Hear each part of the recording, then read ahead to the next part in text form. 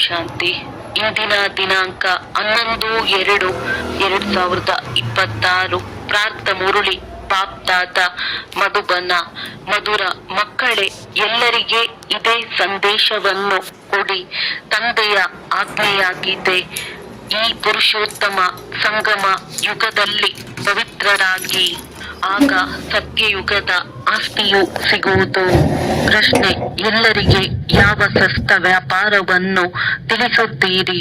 ಉತ್ತರ: ಈ ಅಂತಿಮ ಜನ್ಮದಲ್ಲಿ ತಂದೆಯ ಆದೇಶದಂತೆ ನಡೆದು ಪವಿತ್ರರಾಗಿ, ಇದರಿಂದ 21 ಜನ್ಮಗಳಿಗಾಗಿ ರಾಜ್ಯ ಭಾಗ್ಯವು ಸಿಗುವುದು. ಇದು ಬಹಳ ಸಸ್ತ ವ್ಯಾಪಾರವಾಗಿದೆ. ಈ ವ್ಯಾಪಾರ ಮಾಡುವುದನ್ನೇ ನೀವು ಎಲ್ಲರಿಗೆ ಕಲಿಸಿ ತಿಳಿಸಿರಿ. ಈಗ ಶಿವ ತಂದೆಯನ್ನು ನೆನಪು ಮಾಡಿ ಪವಿತ್ರರಾಗಿ, ಆಗ ಪವಿತ್ರ ಪ್ರಪಂಚದ ಮಾಲೀಕರಾಗುವಿರಿ. ಓಂ ಶಾಂತಿ.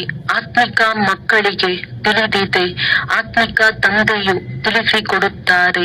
ಪ್ರದರ್ಶನಿ ಅಥವಾ ಮೇಳಗಳಲ್ಲಿ ಶೋ ತೋರಿಸುತ್ತೀರಿ ಅಥವಾ ಚಿತ್ರಗಳ ಬಗ್ಗೆ ಮನುಷ್ಯರಿಗೆ ತಿಳಿಸುತ್ತೀರಿ. ತಂದೆಯಿಂದ ಈಗ ಬೇಅದ್ದಿನ ಆಸ್ತಿ ತೆಗೆದುಕೊಳ್ಳಬೇಕಾಗಿದೆ. ಯಾವ ಆಸ್ತಿ? ಮನುಷ್ಯರಿಂದ ದೇವತೆಗಳಾಗುವ ಅಥವಾ ಬೇಅದ್ದಿನ ತಂದೆಯಿಂದ ಅರ್ಧಕಲ್ಪಕ್ಕಾಗಿ ಸ್ವರ್ಗದ ರಾಜ್ಯವನ್ನು ಹೇಗೆ ತೆಗೆದುಕೊಳ್ಳುವುದು? ಇದನ್ನು ತಿಳಿಸಬೇಕಾಗಿದೆ. ತಂದೆಯು ಸೌದಾಗಾರನಂತೂ ಆಗಿಯೇ ಇದ್ದಾರೆ. ಅವರೊಂದಿಗೆ ಈ ವ್ಯಾಪಾರ ಮಾಡಬೇಕಾಗಿದೆ. ಇದಂತೂ ಮನುಷ್ಯರಿಗೆ ತಿಳಿದಿದೆ. ದೇವಿ ದೇವತೆಗಳು ಪವಿತ್ರರಾಗಿರುತ್ತಾರೆ. ಭಾರತದಲ್ಲಿ ಸತ್ಯಯುಗವಿದ್ದಾಗ ದೇವಿ ದೇವತೆಗಳು ಪವಿತ್ರರಾಗಿದ್ದರು. ಅವಶ್ಯವಾಗಿ ಅವರು ಸ್ವರ್ಗಕ್ಕಾಗಿ ಯಾವುದೋ ಪ್ರಾಪ್ತಿ ಮಾಡಿಕೊಂಡಿರಬೇಕು. ಸ್ವರ್ಗದ ಸ್ಥಾಪನೆ ಮಾಡುವ ತಂದೆಯ ವಿನಃ ಬೇರೆ ಯಾರೂ ಇದನ್ನು ಪ್ರಾಪ್ತಿ ಮಾಡಿಸಲು ಸಾಧ್ಯವಿಲ್ಲ. ಪತಿತ ಪಾವನ ತಂದೆಯೇ ಪಾವನರನ್ನಾಗಿ ಮಾಡಿ ಪಾವನ ಪ್ರಪಂಚದ ರಾಜ್ಯವನ್ನು ಕೊಡುವವರಾಗಿದ್ದಾರೆ. ಎಷ್ಟೊಂದು ಸಸ್ತ ವ್ಯಾಪಾರವನ್ನು ಕೊಡುತ್ತಾರೆ. ಕೇವಲ ತಿಳಿಸುತ್ತಾರೆ, ಮಕ್ಕಳೇ, ಇದು ನಿಮ್ಮ ಅಂತಿಮ ಜನ್ಮವಾಗಿದೆ. ನಾನು ಇಲ್ಲಿ ಇರುವವರೆಗೆ ಪವಿತ್ರರಾಗಿ, ನಾನು ಪವಿತ್ರರನ್ನಾಗಿ ಮಾಡಲು ಬಂದಿದ್ದೇನೆ. ನೀವು ಈ ಅಂತಿಮ ಜನ್ಮದಲ್ಲಿ ಪಾವನರಾಗುವ ಪುರುಷಾರ್ಥ ಮಾಡಿದ್ದೇ ಆದರೆ ಪಾವನ ಪ್ರಪಂಚದ ಆಸ್ತಿಯನ್ನು ತೆಗೆದುಕೊಳ್ಳುತ್ತೀರಿ. ಈ ವ್ಯಾಪಾರವು ಬಹಳ ಸಸ್ತ ಆಗಿದೆ. ಆದ್ದರಿಂದ ತಂದೆಗೆ ವಿಚಾರ ಬಂದಿತು. ಮಕ್ಕಳು ಈ ರೀತಿ ತಿಳಿಸಬೇಕು. ತಂದೆಯ ಆಜ್ಞೆಯಾಗಿದೆ, ಪವಿತ್ರರಾಗಿ. ಇದು ಪುರುಷೋತ್ತಮ ಸಂಗಮ ಯುಗವಾಗಿದೆ. ಈಗ ಪವಿತ್ರರಾಗಬೇಕಾಗಿದೆ. ಉತ್ತಮರಿಗಿಂತ ಉತ್ತಮ ಪುರುಷ ದೇವತೆಗಳಾಗಿದ್ದಾರೆ. ಲಕ್ಷ್ಮೀ ನಾರಾಯಣರ ರಾಜ್ಯವು ನಡೆಯಿತಲ್ಲವೇ? ಸ್ವರ್ಗದ ರಾಜ್ಯ ಭಾಗ್ಯವು ನಿಮಗೆ ತಂದೆಯಿಂದ ಆಸ್ತಿಯ ರೂಪದಲ್ಲಿ ಸಿಗುತ್ತದೆ. ಒಂದು ವೇಳೆ ತಂದೆಯ ಮತದಂತೆ ಈ ಅಂತಿಮ ಜನ್ಮದಲ್ಲಿ ಪವಿತ್ರರಾದಾಗ ಮಾತ್ರ. ಈ ಯುಕ್ತಿಯನ್ನು ತಿಳಿಸುತ್ತಾರೆ. ಯೋಗ ಬಲದಿಂದ ತಮ್ಮನ್ನು ಹೇಗೆ ತಮೋ ಪ್ರಧಾನರಿಂದ ಸತೋ ಪ್ರಧಾನರನ್ನಾಗಿ ಮಾಡಿಕೊಳ್ಳುವುದು. ಮಕ್ಕಳು ಕಲ್ಯಾಣಕ್ಕಾಗಿ ಖರ್ಚಂತೂ ಮಾಡಲೇಬೇಕಾಗಿದೆ. ಖರ್ಚು ಮಾಡದೆ ರಾಜಧಾನಿಯು ಸ್ಥಾಪನೆಯಾಗಲು ಸಾಧ್ಯವಿಲ್ಲ. ಈಗ ಲಕ್ಷ್ಮೀ ನಾರಾಯಣರ ರಾಜಧಾನಿಯು ಸ್ಥಾಪನೆಯಾಗುತ್ತಿದೆ. ಅಂದ ಮೇಲೆ ಮಕ್ಕಳು ಖಂಡಿತ ಪವಿತ್ರರಾಗಬೇಕಾಗಿದೆ. ಮನಸ ವಾಚ ಕರ್ಮಣ ಯಾವುದೇ ಉಲ್ಟಾ ಸುಲ್ಟಾ ಕೆಲಸ ಮಾಡಬಾರದು. ದೇವತೆಗಳಿಗೆ ಎಂದೂ ಯಾವುದೇ ಕೆಟ್ಟ ವಿಚಾರವು ಬರುವುದಿಲ್ಲ. ಬಾಯಿಯಿಂದ ಇಂತಹ ಯಾವುದೇ ವಚನವು ಬರುವುದಿಲ್ಲ. ಅವರು ಸರ್ವಗುಣ ಸಂಪನ್ನರು, ಸಂಪೂರ್ಣ ನಿರ್ವಿಕಾರಿಗಳು, ಮರ್ಯಾದಾ ಪುರುಷೋತ್ತಮರು. ಯಾರು ಇದ್ದು ಹೋಗುವರು ಅವರ ಮಹಿಮೆಯನ್ನು ಗಾಯನ ಮಾಡಲಾಗುತ್ತದೆ. ಈಗ ನೀವು ಮಕ್ಕಳನ್ನು ಅದೇ ದೇವಿ ದೇವತೆಗಳನ್ನಾಗಿ ಮಾಡಲು ಬಂದಿದ್ದೇನೆ ಅಂದ ಮೇಲೆ ಇಂತಹ ಯಾವುದೇ ಕೆಟ್ಟ ಕೆಲಸವನ್ನು ಮಾಡಬಾರದು. ದೇವತೆಗಳು ಸಂಪೂರ್ಣ ನಿರ್ವಿಕಾರಿಗಳಾಗಿದ್ದರು. ಆ ಗುಣವನ್ನು ಸಹ ನೀವು ಈಗ ಧಾರಣೆ ಮಾಡಿಕೊಳ್ಳುತ್ತೀರಿ, ಏಕೆಂದರೆ ಈ ಮೃತ್ಯು ಲೋಕದಲ್ಲಿ ನಿಮ್ಮದ್ದು ಇದು ಅಂತಿಮ ಜನ್ಮವಾಗಿದೆ. ಪತಿತ ಪ್ರಪಂಚಕ್ಕೆ ಮೃತ್ಯು ಲೋಕ, ಪಾವನ ಪ್ರಪಂಚಕ್ಕೆ ಅಮರ ಲೋಕವೆಂದು ಹೇಳಲಾಗುತ್ತದೆ. ಈಗ ಮೃತ್ಯು ಲೋಕದ ವಿನಾಶವು ಸನ್ಮುಖದಲ್ಲಿ ನಿಂತಿದೆ. ಅಂದ ಮೇಲೆ ಅವಶ್ಯವಾಗಿ ಅಮರಪುರಿಯ ಸ್ಥಾಪನೆಯಾಗುವುದು. ಇದು ಅದೇ ಮಹಾಭಾರಿ ಮಹಾಭಾರತ ಯುದ್ಧವಾಗಿದೆ, ಯಾವುದನ್ನು ಶಾಸ್ತ್ರಗಳಲ್ಲಿ ತೋರಿಸಿದ್ದಾರೆ. ಇದರಿಂದ ಹಳೆಯ ವಿಕಾರಿ ಪ್ರಪಂಚವು ಸಮಾಪ್ತಿಯಾಗುತ್ತದೆ. ಆದರೆ ಈ ಜ್ಞಾನವು ಯಾರಲ್ಲಿಯೂ ಇಲ್ಲ. ತಂದೆಯು ತಿಳಿಸುತ್ತಾರೆ, ಎಲ್ಲರೂ ಅಜ್ಞಾನ ನಿದ್ರೆಯಲ್ಲಿ ಮಲಗಿ ಬಿಟ್ಟಿದ್ದಾರೆ. 5 ವಿಕಾರಗಳ ನಶೆ ಇರುತ್ತದೆ. ಈಗ ತಂದೆಯು ತಿಳಿಸುತ್ತಾರೆ, ಮಕ್ಕಳೇ ಪವಿತ್ರರಾಗಿ ಮಾಸ್ಟರ್ ಭಗವಂತರಾಗುತ್ತೀರಲ್ಲವೇ. ಲಕ್ಷ್ಮೀ ನಾರಾಯಣರಿಗೆ ಭಗವಾನ್ ಭಗವತಿ ಎಂದು ಹೇಳುತ್ತಾರೆ. ಅರ್ಥಾತ್ ಭಗವಂತನ ಮೂಲಕ ಈ ಆಸ್ತಿಯನ್ನು ಪಡೆದಿದ್ದಾರೆ. ಈಗಂತೂ ಭಾರತವು ಪತಿತವಾಗಿದೆ. ಮನಸ ವಾಚ ಕರ್ಮಣ ಕರ್ತವ್ಯವೇ ಈ ರೀತಿ ನಡೆಯುತ್ತದೆ. ಯಾವುದೇ ಮಾತು ಮೊದಲು ಬುದ್ಧಿಯಲ್ಲಿ ಬರುತ್ತದೆ, ನಂತರ ಅದು ಬಾಯಿಯಿಂದ ಹೊರಡುತ್ತದೆ. ಅದು ಕರ್ಮದಲ್ಲಿ ಬಂದಾಗ ವಿಕರ್ಮವಾಗಿ ಬಿಡುತ್ತದೆ. ತಂದೆಯು ತಿಳಿಸುತ್ತಾರೆ, ಸತ್ಯ ಯುಗದಲ್ಲಿ ಯಾವುದೇ ವಿಕರ್ಮವಾಗುವುದಿಲ್ಲ. ಇಲ್ಲಿ ವಿಕರ್ಮವಾಗುತ್ತದೆ, ಏಕೆಂದರೆ ರಾವಣ ರಾಜ್ಯವಾಗಿದೆ. ಈಗ ತಂದೆಯು ತಿಳಿಸುತ್ತಾರೆ, ಮಕ್ಕಳೇ ಇನ್ನು ಸ್ವಲ್ಪವೇ ಆಯಸ್ಸು ಉಳಿದಿದೆ. ಈಗಾದರೂ ಪವಿತ್ರರಾಗಿ ಪ್ರತಿಜ್ಞೆ ಮಾಡಬೇಕು, ಪವಿತ್ರರಾಗಿ ಮತ್ತು ನನ್ನೊಂದಿಗೆ ಬುದ್ಧಿಯೋಗವನ್ನಿಡಲು ಬೇಕಾಗಿದೆ. ಇದರಿಂದ ನಿಮ್ಮ ಜನ್ಮ ಜನ್ಮಾಂತರದ ಪಾಪಗಳು ಕಳೆಯುವವು. ಆಗಲೇ ನೀವು 21 ಜನ್ಮಗಳಿಗಾಗಿ ಸ್ವರ್ಗದ ಮಾಲೀಕರಾಗುತ್ತೀರಿ. ತಂದೆಯು ಅವಕಾಶ ನೀಡುತ್ತಾರೆ. ಇವರಂತೂ ತಿಳಿಸುತ್ತಲೇ ಇರುತ್ತಾರೆ. ಇವರ ಮೂಲಕ ತಂದೆಯು ಈ ಆಸ್ತಿಯನ್ನು ಕೊಡುತ್ತಾರೆ. ಅವರು ಶಿವ ತಂದೆ, ಇವರು ದಾದಾ ಆಗಿದ್ದಾರೆ. ಆದ್ದರಿಂದ ಯಾವಾಗಲೂ ಬಾಪ್ದಾದ ಎಂದೇ ಹೇಳುತ್ತಾರೆ. ಶಿವನು ತಂದೆ, ಬ್ರಹ್ಮನು ದಾದಾ ಆಗಿದ್ದಾರೆ. ತಂದೆಯು ಎಷ್ಟೊಂದು ವ್ಯಾಪಾರ ಮಾಡಿಸುತ್ತಾರೆ. ಮೃತ್ಯು ಲೋಕದ ವಿನಾಶವು ಸನ್ಮುಖದಲ್ಲಿ ನಿಂತಿದೆ. ಅಮರ ಲೋಕದ ಸ್ಥಾಪನೆಯಾಗುತ್ತಿದೆ. ಭಾರತ ವಾಸಿಗಳ ಕಲ್ಯಾಣವಾಗಲಿ ಎಂದೇ ಪ್ರದರ್ಶನಿ ಮೇಳಗಳನ್ನು ಮಾಡಲಾಗುತ್ತದೆ. ತಂದೆಯೇ ಬಂದು ಭಾರತದಲ್ಲಿ ರಾಮರಾಜ್ಯವನ್ನು ಸ್ಥಾಪನೆ ಮಾಡುತ್ತಾರೆ. ರಾಮರಾಜ್ಯದಲ್ಲಿ ಅವಶ್ಯವಾಗಿ ಪವಿತ್ರರೇ ಇರುತ್ತಾರೆ. ತಂದೆಯು ತಿಳಿಸುತ್ತಾರೆ, ಮಕ್ಕಳೇ ಕಾಮ ಮಹಾ ಶತ್ರುವಾಗಿದೆ. ಈ 5 ವಿಕಾರಗಳಿಗೆ ಮಾಯೆ ಎಂದು ಹೇಳಲಾಗುತ್ತದೆ. ಇದರ ಮೇಲೆ ಜಯಿಸಿದರೆ ನೀವು ಜಗಜ್ಜೀತರಾಗುವಿರಿ. ದೇವಿ ದೇವತೆಗಳು ಜಗಜ್ಜೀತರಾಗಿದ್ದಾರೆ. ಮತ್ಯಾರು ಜಗಜ್ಜೀತರಾಗಲು ಸಾಧ್ಯವಿಲ್ಲ. ತಂದೆಯು ತಿಳಿಸಿದ್ದರು, ಕ್ರಿಶ್ಚಿಯನ್ನರು ಒಂದು ವೇಳೆ ಪರಸ್ಪರ ಒಂದಾದರೆ ಇಡೀ ಸೃಷ್ಟಿಯ ಆಡಳಿತ ನಡೆಸಬಲ್ಲರು. ಆದರೆ ಅದು ನಿಯಮವಿಲ್ಲ. ಈ ಬಾಂಬುಗಳಿರುವುದೇ ಹಳೆಯ ಪ್ರಪಂಚವನ್ನು ಸಮಾಪ್ತಿ ಮಾಡುವುದಕ್ಕಾಗಿ. ಕಲ್ಪಕಲ್ಪವು ಇದೇ ರೀತಿ ಹೊಸದರಿಂದ ಹಳೆಯದು, ಹಳೆಯದರಿಂದ ಹೊಸದಾಗುತ್ತದೆ. ಹೊಸ ಪ್ರಪಂಚದಲ್ಲಿ ಈಶ್ವರ್ಯ ರಾಜ್ಯವಿರುತ್ತದೆ. ಅದಕ್ಕೆ ರಾಮರಾಜ್ಯವೆಂದು ಹೇಳಲಾಗುತ್ತದೆ. ಈಶ್ವರನನ್ನು ಅರಿತುಕೊಳ್ಳದೆ ಇರುವ ಕಾರಣ ಕೇವಲ ರಾಮ ರಾಮ ಎಂದು ಜಪಿಸುತ್ತಿರುತ್ತಾರೆ. ನೀವು ಮಕ್ಕಳು ಈ ಮಾತುಗಳನ್ನು ತಮ್ಮಲ್ಲಿ ಧಾರಣೆ ಮಾಡಿಕೊಳ್ಳಬೇಕು. ಅವಶ್ಯವಾಗಿ ನಾವು 84 ಜನ್ಮಗಳಲ್ಲಿ ಸತೋ ಪ್ರಧಾನರಿಂದ ತಮೋ ಪ್ರಧಾನರಾಗಿದ್ದೇವೆ. ಈಗ ಮತ್ತೆ ಅವಶ್ಯವಾಗಿ ಸತೋ ಪ್ರಧಾನರಾಗಬೇಕಾಗಿದೆ. ಶಿವ ತಂದೆಯ ಆದೇಶವಾಗಿದೆ. ಈಗ ಅದರನುಸಾರ ನಡೆದಿದ್ದೇ ಆದರೆ 21 ಜನ್ಮಗಳಿಗಾಗಿ ಪವಿತ್ರ ಪ್ರಪಂಚದಲ್ಲಿ ಶ್ರೇಷ್ಠ ಪದವಿಯನ್ನು ಪಡೆಯುತ್ತೀರಿ. ಈಗ ನೀವು ಬೇಕೆಂದರೆ ಪುರುಷಾರ್ಥ ಮಾಡಬಹುದು, ಮಾಡದೇ ಇರಬಹುದು. ನೆನಪಿನಲ್ಲಿದ್ದು ಅನ್ಯರಿಗೆ ಮಾರ್ಗವನ್ನು ತಿಳಿಸಬಹುದು ಅಥವಾ ತಿಳಿಸದೆ ಇರಬಹುದು. ಎಲ್ಲವೂ ನಿಮ್ಮ ಮೇಲೆ ಆಧಾರಿತವಾಗಿದೆ. ಪ್ರದರ್ಶನಿಗಳ ಮೂಲಕ ಮಕ್ಕಳು ಅನೇಕರಿಗೆ ಮಾರ್ಗವನ್ನು ತಿಳಿಸುತ್ತಿದ್ದಾರೆ. ತಮ್ಮ ಕಲ್ಯಾಣವನ್ನು ಮಾಡಿಕೊಳ್ಳಬೇಕಾಗಿದೆ. ಈ ವ್ಯಾಪಾರವು ಬಹಳ ಸಸ್ತ ಆಗಿದೆ. ಕೇವಲ ಈ ಅಂತಿಮ ಜನ್ಮದಲ್ಲಿ ಪವಿತ್ರರಾಗಿರುವುದರಿಂದ, ಶಿವ ತಂದೆಯ ನೆನಪಿನಲ್ಲಿರುವುದರಿಂದ ನೀವು ತಮೋ ಪ್ರಧಾನರಿದ್ದವರು ಸತೋ ಪ್ರಧಾನರಾಗುತ್ತೀರಿ. ಎಷ್ಟು ಸಸ್ತ ವ್ಯಾಪಾರವಾಗಿದೆ.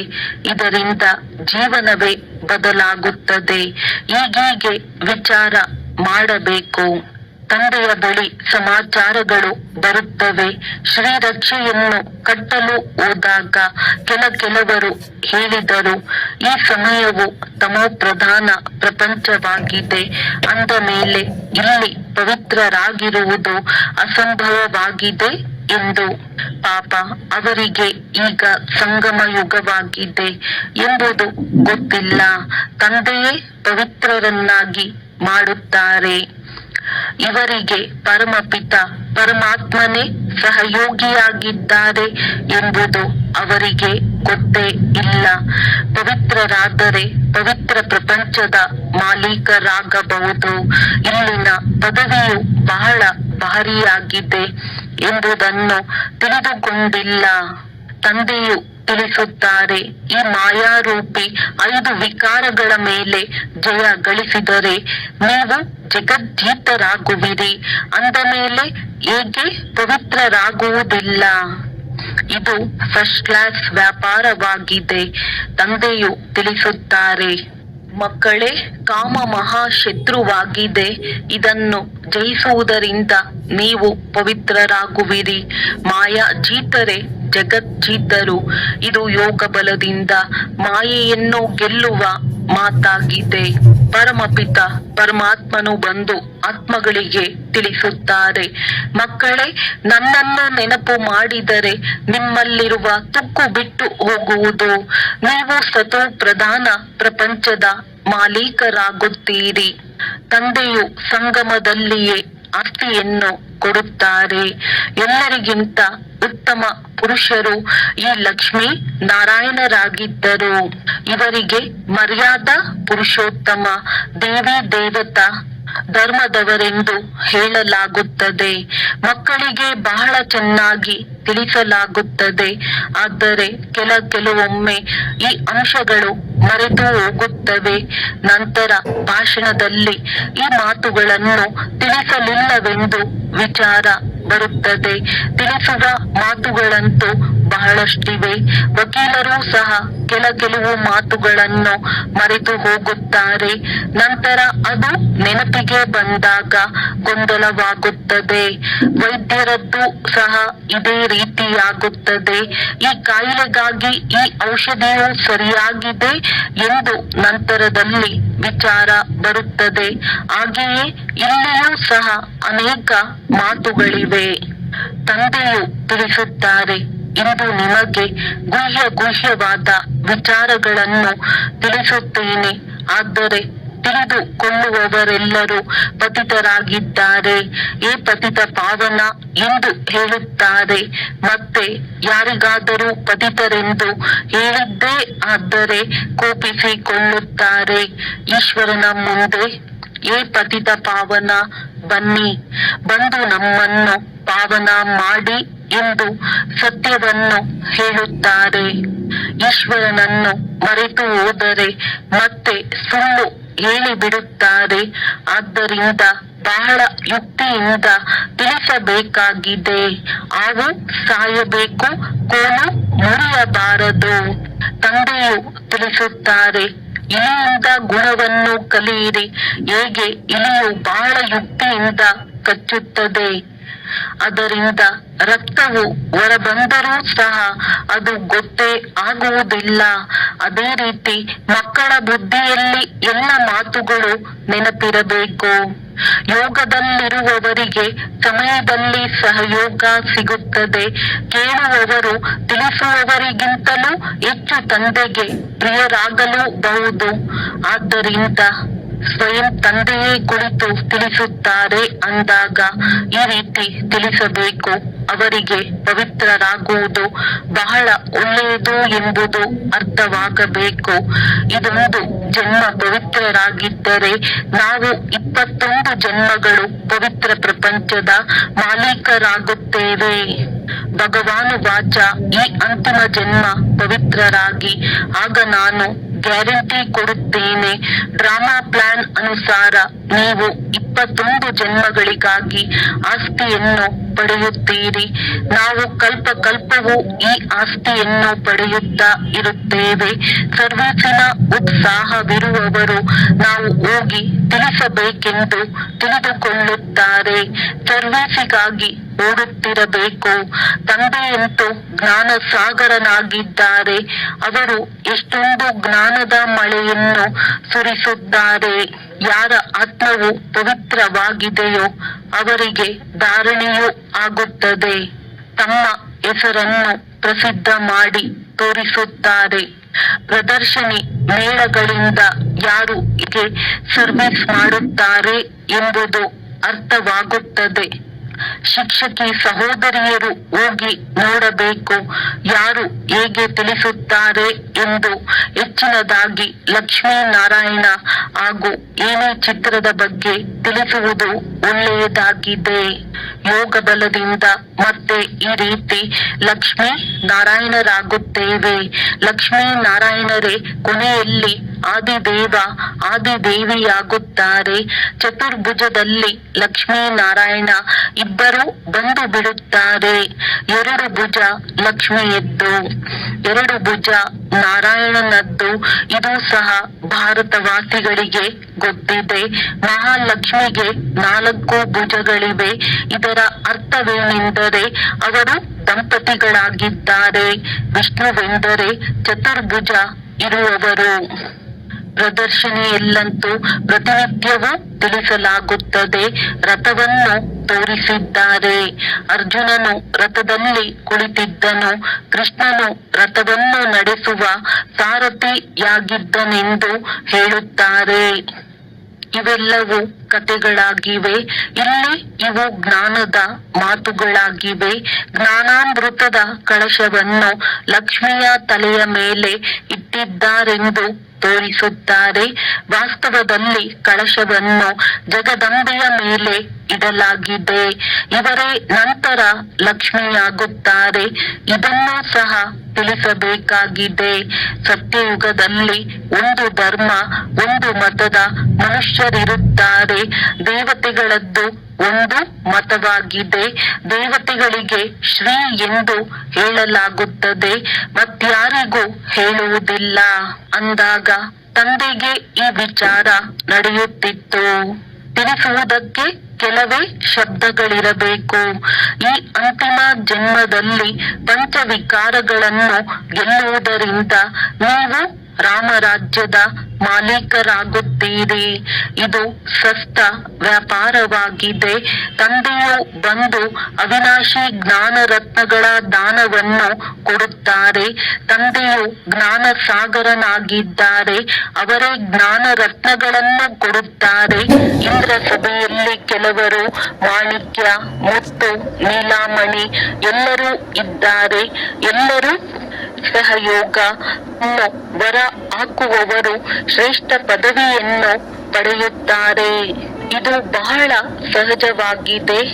ತಮೋ ಪ್ರಧಾನ ಅಥರ್ವರ ಪುರುಷಾರ್ಥವನ್ನು ಕಲಿಸುತ್ತಾರೆ. ಕೆಲವರು ಅದರಲ್ಲಿ ತೊಡಗುತ್ತಾರೆ, ಕೆಲವರು ತೊಡಗುವುದಿಲ್ಲ. ನಿಮಗೆ ತಿಳಿದಿದೆ, ಕೋಟ್ಯಾಧಿಪತಿಗಳು ಪದ್ಮಾಪತಿಗಳೆಲ್ಲರೂ ಹಾಗೆಯೇ ಸಮಾಪ್ತಿಯಾಗಿ ಬಿಡುತ್ತಾರೆ. ಒಳ್ಳೆಯದು. ಮಧುರಾತಿ ಮಧುರ ಅಗಲಿ ಹೋಗಿ ಮರಳಿ ಸಿಕ್ಕಿರುವ ಮಕ್ಕಳ ಪ್ರತಿ ಮಾತ್ಪಿತಾ ಬಾಪ್ ದಾದಾರವರ ನೆನಪು, ಪ್ರೀತಿ ಹಾಗೂ ಸುಪ್ರಭಾತ. ಆತ್ಮಿಕ ಮಕ್ಕಳಿಗೆ ಆತ್ಮಿಕ ತಂದೆಯ ನಮಸ್ತೆ. ಧಾರಣೆಗಾಗಿ ಮುಖ್ಯ ಸಾರ. ಶ್ರೇಷ್ಠ ಪದವಿಯನ್ನು ಪಡೆಯುವುದಕ್ಕಾಗಿ ಬಾಯಿಯಿಂದ ಸದಾ ರತ್ನಗಳೇ ಹೊರಬರಬೇಕಾಗಿದೆ, ಕಲ್ಲುಗಳಲ್ಲ.